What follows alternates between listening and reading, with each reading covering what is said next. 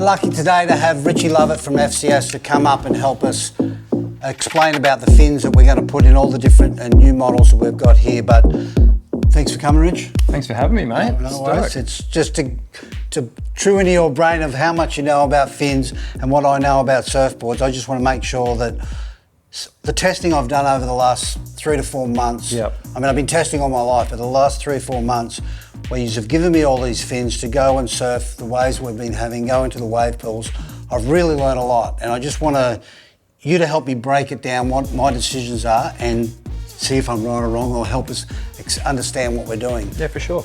So it all started here, you know, the Mick Fanning DNA, you know, that's where that fin came out, sold really well on all my boards. They're all lots of tail rocker, so that's why we, you know, that fin works. So just that fin, I feel goes. I used to think it went good in everything. Yes. But now that I've tested, it's changed. But just on that fin, like with the rake and the construction, it's made for good wave boards. It is. It's made for boards.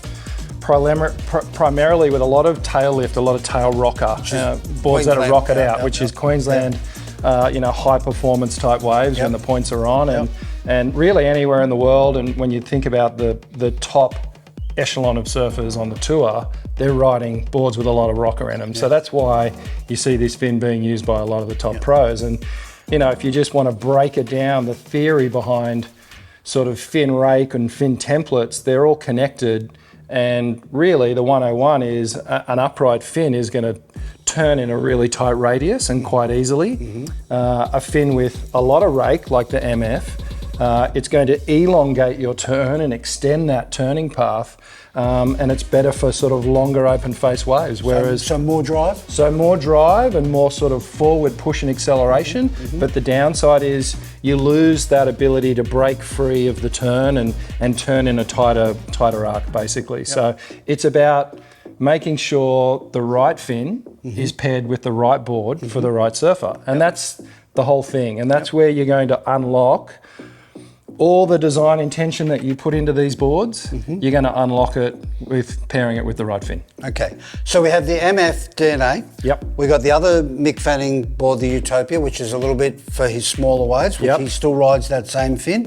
And then you got the Juliet, which was the one we won the Stab in the Dark when Kolohe rode his fin.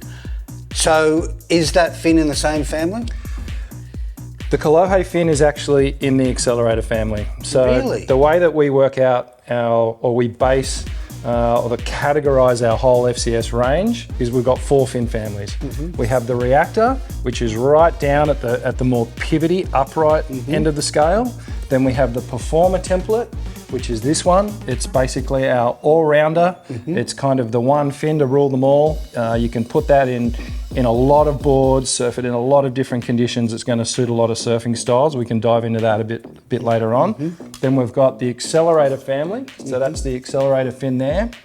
And then we have the Carver family, which is that fin there. And that's where Mick Fanning sits. In the Carver family, the Mick fin sits in there. The Accelerator family, the Kolohe sits in there. So I'm actually not surprised that the Juliet goes with the Kolohe board, because it is going to free that turning movement up a little bit. It's going to get a little bit freer off the top, get that tail release going. But I would say both of these fins are relevant for that board. I'd say Mick more here with the Utopia and the DNA, but it's almost a bit of a trade-off there. If you're a bigger, heavier guy and you're surfing a more open face wave, I'd lean into the Mick. But we saw that Kolohe, he's got a different style of surfing too. It's more fast release, it's a bit twitchier, the turns are more, a lot more tail release, and that's why he paired that up with that Juliet model so well, and it went so well for him. And understanding that, Ethan Ewing is the Juliet's model. Totally. He rides that same template of the MF, so that's why the 2 different surfers. So we've got MF and Kolohe for that one. We've got Mick template on that, but what I do like when I ride Mick's board is the Carver.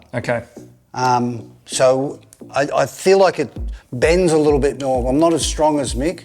None of us are, but I find like the Carver we wish we were. Goes really good on this. And then the same with this one. Mick rides his fin, but I also like the carver on that. So I think that's MF carver, Yeah. MF carver, MF. Yeah. Well, the difference between the carver and the MF, when you actually look at that, and we'll get some close-ups of that, you can see the carver is leaning back even further. Yep. So it's that is at the very top of the grip scale. Yep.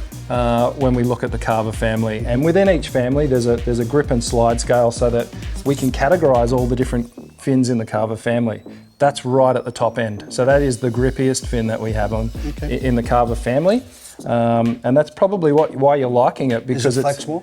It's got a little bit more tip flex in it. It's got a slightly more tapered, a narrower tip compared to Mick's, a little bit more rounded, and that tip just sort of gives way a little bit more because we're not as strong as Mick. Yeah, exactly. And you know that flex is super important. All right. Well, that's a good breakdown. So, you know, you heard that.